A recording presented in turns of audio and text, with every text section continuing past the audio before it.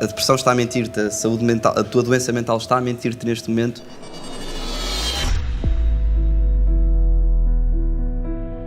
Olá, o meu nome é João, tenho 23 anos e em 2020, durante a pandemia, percebi que algo não estava bem comigo. Eu sou Morena, tenho 25 anos e ao longo dos últimos 10, 15 anos experienciei vários problemas de doença mental.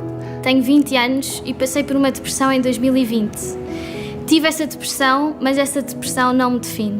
Apesar de tudo, a depressão acabou por me ajudar a lidar melhor com as minhas emoções e a saber ser um bocadinho mais forte e a perceber que nem tudo é o fim do mundo, apesar de muitas vezes parecer que sim.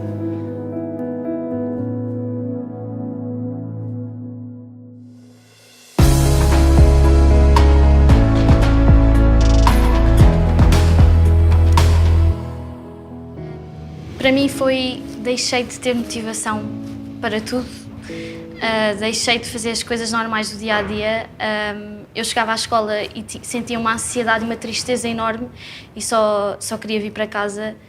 Deixei de fazer as coisas que mais gostava, eu dançava e para mim deixar de querer ir à dança, que sempre foi uma coisa que eu gostava muito, foi quando eu mais me apercebi que não estava bem.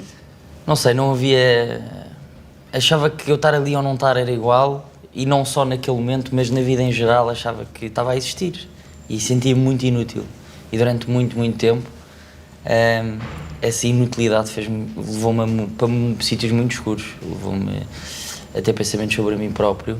Não era de me magoar ou ideações suicidas, mas é mais numa de eu não tenho remédio, eu sou completamente maluco, vou estar sozinho o resto da vida sem ninguém me perceber.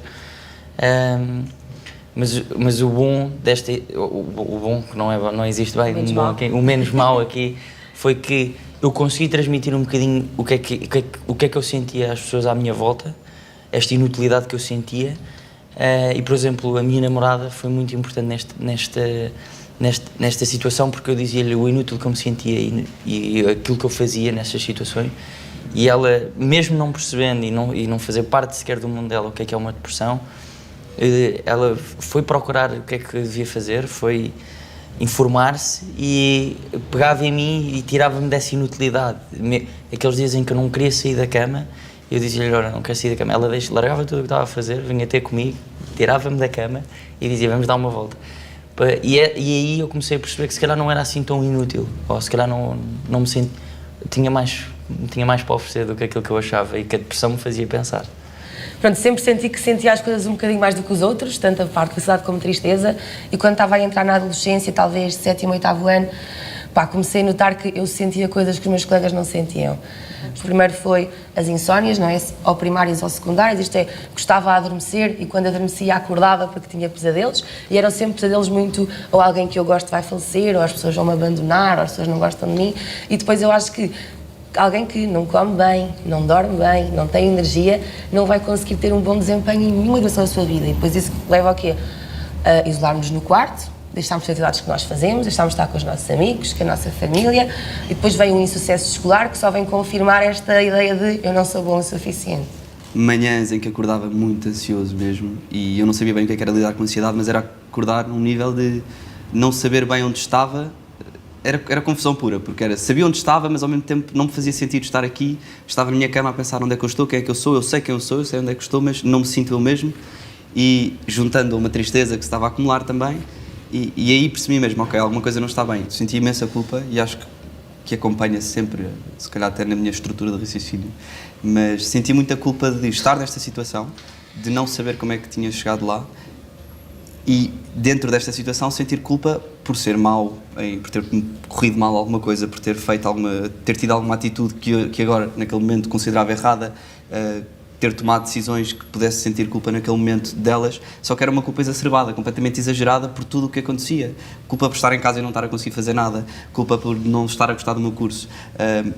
Tinha-se acumulado até uma situação que eu estava a pensar, eu estou a perder peso, fui-me pesar, e era em 2 semanas ou o que foi, tinha perdido 5 quilos e estava a achar estranho, comecei a achar estou doente, e comecei a reparar também que sempre que estava à mesa não falava, não conseguia falar com ninguém, não tinha interesse nenhum em falar com ninguém da minha família, não tinha histórias para contar, não tinha dia a dia.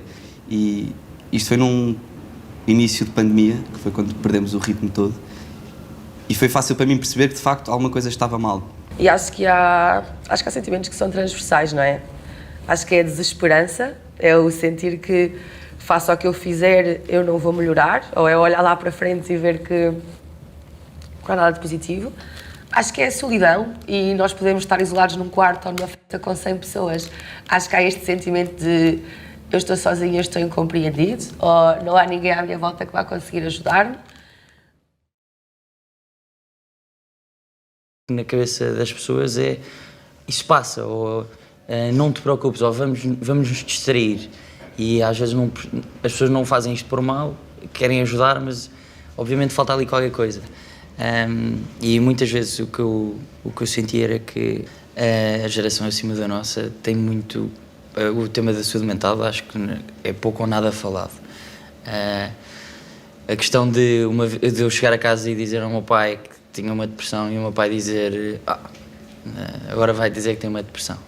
Quando eu comecei a tomar os antidepressivos e pronto, expliquei ao meu pai que isto existia, o meu pai mudou logo de equipa, ou seja, antes não acreditava que existia, agora é o maior, está-me sempre a ajudar a querer saber, passou exatamente para o lado oposto.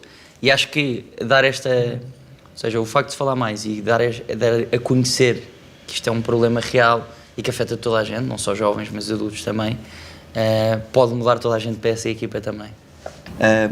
E foi mesmo com a minha mãe, também foi a mesma sorte de ter alguém por perto que dissesse também, olha, não estás bem, e eu dizer, eu sei, não estou, e pensar num possível caminho para recuperar melhor. Foi numa semana que fui parar às urgências 3 vezes, com ataques de ansiedade, e achava que ia morrer, e a minha família também não sabia o que é que era, portanto acreditava em mim, achava que era um problema de coração ou outra coisa. Mas depois até que um médico das urgências próprio disse isto não é nada físico, a Sofia já fez os exames todos, está tudo bem. Na altura eu tinha 17 anos, portanto fui para uma pedopsiquiatra, mas a primeira pessoa que eu consegui falar abertamente sobre isto e que percebeu e que me acompanhou sempre foi o meu pai, que desde o início que viu que eu estava muito diferente, que não era a Sofia que era antigamente, e que realmente precisava de ajuda médica e psicológica também. Acho que há 12 anos atrás não se falava tanto sobre saúde mental e eu tenho a certeza que a minha família gosta muito de mim, mas elas não compreendiam. E se calhar entre os 12 anos que eu comecei a sentir esses sintomas, foram se calhar 3 anos em que eu passei por isso sozinha. E então eu nunca procurei ajuda porque eu achava que era fraco eu não estar a conseguir lidar com a vida como ela era. Não consegui falar com a minha família, não consegui falar com o Náutro, o meu companheiro, não consegui falar com amigos. A maneira que eu consegui receber ajuda foi quando entrei no hospital aos 15 anos com uma overdose, porque já não queria mais tentar ficar bem. E ainda bem que lá entrei, porque foi aí que eu fui obrigada a ir ao psicólogo e ao psiquiatra e à nutrição e endocrinologia. E 7 anos depois perceber que se eu aqui estou e com esta força foi porque me obrigaram a ter essas intervenções. Ainda bem que vocês têm isso, ainda bem que eu hoje, com 25 anos, também tenho esse suporte, mas passar 12 anos, passar por isso sozinha foi difícil. É difícil, ninguém deve ter de passar por isso por não saber que é uma coisa que acontece a tanta gente, por não se sentir integrado num grupo, por se sentir diferente. Acho que a ajuda que eu encontrei foi procurar mais, saber mais, perceber o que é que se passava comigo. E como tinha essa abertura com os meus amigos, depois, por exemplo, com o João, falar abertamente sobre o assunto e explicar-lhe que é isto que eu estava a sentir. A minha mãe estar sempre presente e poder-me ter acompanhado, claro, isso não há dúvida alguma. E o tratamento em si, a partir do momento que comecei a fazer terapia e a ter mesmo sessões de terapia com uma psicóloga acompanhado, conseguia perceber que aquilo para mim não era só a forma de tratar, mas comecei a sentir que aquilo era um ginásio da minha cabeça. Eu estava, ok. Foi explicar às pessoas mais próximas de mim que não estava bem, porque ao início eu tentava muito esconder, usava uma máscara todos os dias, saía à rua e fingia que estava tudo bem e que não podia estar mal e obrigava-me muito a passar a ideia de que estava tudo bem e que a Sofia nunca estava triste e a Sofia nunca estava em baixo.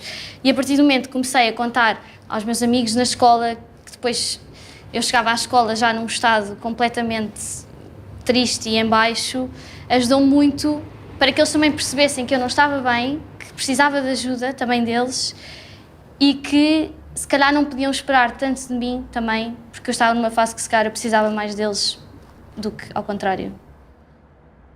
Os fármacos foram extremamente importantes para eu conseguir regular aquilo que eram as minhas necessidades básicas, não é? Porque eu não vou conseguir implementar o que eu aprendo em terapia se eu continuar a não dormir bem, não comer bem, não conseguir ter o mínimo de regulação, esta parte mais biológica, não é? Não há saúde mental sem saúde física e vice-versa, e então acho que uma das terapias é essa, é aceitar que para alguns casos é necessário a questão da farmacoterapia, mesmo que seja aquela muleta, não é? Naquela altura é preciso e continuarei a caminhar sozinha no futuro. A psicoterapia, na altura eu não percebia, estava honestamente muito revoltada, só que era obrigada a ir lá. E hoje percebo que não há nada que substitua o trabalho com um terapeuta profissional que te permita reestruturar a tua personalidade, porque no final do dia é isso. Eu também no início, eu tive uma psicóloga durante a minha adolescência que me ajudou imenso durante 2, 3 anos, depois eu deixei de ir, estava com a mania que a depressão já não existia, já não estava mal, então que não precisava e já não precisava de ajuda.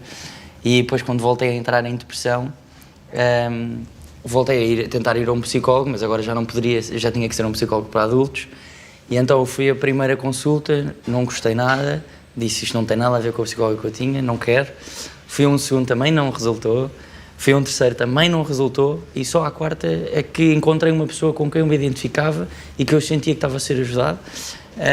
E não quer dizer que os outros 3 psicólogos não eram bons psicólogos ou que não havia essa... Simplesmente cada um tem o seu percurso e temos que nos identificar com quem nos ajuda, ou pelo menos criar esta relação. E acho que é muito importante perceber que é exatamente essa coisa de se este psicólogo, eu não me dou bem com este psicólogo, ou seja, há soluções e há outros sítios onde podes procurar ajuda e não estás perdida, ou não estás perdido como tu deves ter sentido nessa parte inicial, mas por acaso eu fui sempre muito racional nessas coisas. Não funcionou o primeiro, siga para o próximo. Porque eu sabia que tinha um problema e queria só sair dali e custasse o que custasse, e mesmo que eu podia ter continuado um ano todo a ir a um psicólogo uma vez por semana, diferente, até encontrar o que me ajudasse. Acho muito fixe que vocês não tenham associado um mau resultado a um mau terapeuta ou uma má terapia, porque conheço muita gente que diz, o psicólogo não funciona, fármacos para quê? E vocês perceberam, espera, há pessoas e pessoas e eu posso encaixar melhor com a outra, então bola para a frente, vamos para a outra. E isso foi uma atitude, de facto, muito resiliente, eu acho. Dentro daquele buraco todo onde tu estás, parece que se abre um bocadinho de uma luz e tu estás tipo, bem, vou-me agarrar com todas as forças a este bocadinho de luz que apareceu aqui e tentar sair daqui. Portanto, acho que nessa progressão de ver um bocadinho mais de luz cada dia que passava, acho que não é aquele momento eureka, e acho que nunca vai haver um dia que vais acordar e de repente, não tenho uma depressão. Acho que isso não existe, mas acho que é esse, a partir do momento em que começas a sentir, bem, hoje vou-me levantar da cama e tipo, isso já não ser um esforço sair da cama, já é ser sair da cama e já, bem, de repente dou por mim, estou a tomar o canal, estes 20 minutos agora não tive dificuldade nenhuma e se calhar há aqui qualquer coisa. Vou continuar a usar todas as ferramentas e todas as coisas ao meu alcance que eu possa para continuar este processo. E chega a um ponto onde eu agora sinto-me e eu não consigo pôr em palavras o bem que me sabe dizer que estou bem. E que apetece-me estar aqui, não é? E apetece-me, e já sinto que eu posso acrescentar qualquer coisa. E lembro-me de pensar também, se calhar acordar de manhã e a ver o dia em que eu acordo motivado para ir fazer qualquer coisa e pensar, olha, boa, já estou com mais ritmo, porra, isto é bom, sabe bem sentir que hoje vou fazer qualquer coisa que me apetece fazer e voltar a sentir uma energia que não sentia há imenso tempo, que achava que já tinha perdido esse brilho de interesse de vida já há algum tempo, mas de repente estar a voltar e começar a sentir. Quando isso voltar a acontecer, nós podemos nos recordar que já estivemos lá no fundo e nós conseguimos sair. Sei que olho para o futuro não só com esperança, mas com alguma alegria e ansiedade positiva. O futuro pode ser uma coisa muito boa depois de ter passado por uma depressão.